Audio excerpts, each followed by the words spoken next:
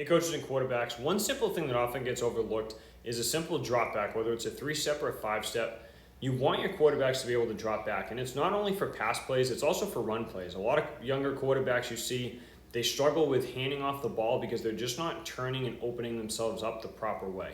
So one thing I like to start with all of my quarterbacks on is just, if you have any lines on the field, go to a place where there's a nice tee. So we have a good tee here. So my toes are aligned on this blue line right here. And then I also have a direct line behind me right here. So what we can do is we can use this line behind me to see if I'm turning and being able to get back straight. Because some players you'll see will end up over here.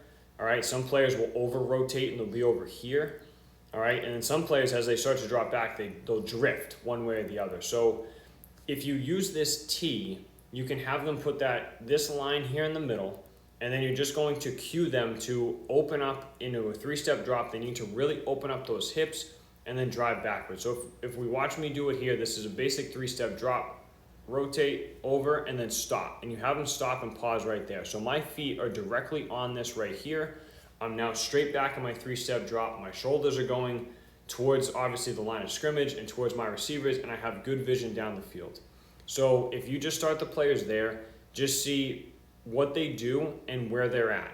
All right, if they wind up over here, it's because they're not opening up their foot enough. All right, so if we go back to my initial first step, if you have a player that's going over here, their foot would already have landed and it'd be right here, so their toes would be faced in this direction. If you have a player that finishes too far on the backside, it would mean that this foot would have landed more back here, and they really would have rotated their body where their toes were going to be in this position. So you want to cue them so when they go and turn here, this toe is going to be faced perpendicular this way. Then as they cross over step, their toe stays right there. All right, so both of my toes have stayed right along that line, perpendicular to that. And then as I land in my crossover, same thing. My toes are in line with where I want to be. That's what they need to focus on. So like I said, first few days of training camp, or even just throughout the season, if you see your players start to drift off a little bit, just bring them right back to this. They have a nice tee, and we can very quickly see how they open up. Okay, we do the same thing with a 5-step drop. Doesn't change anything. Okay, well, all we have to do is take 2 extra steps. So once we take those 2 extra steps here, okay, 1, 2, 3, 4, 5. Okay, I kind of cut it a little bit just to make sure that we were in the video.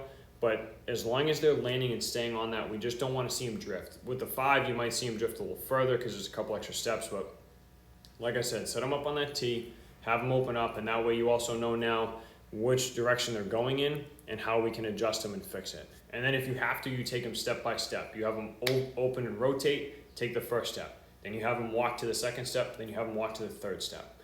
And if you do that, then you start speeding them up just a little bit. Step, step, step. And then make them go a little faster. So very easy way to just work on your 3 and your 5-step drops.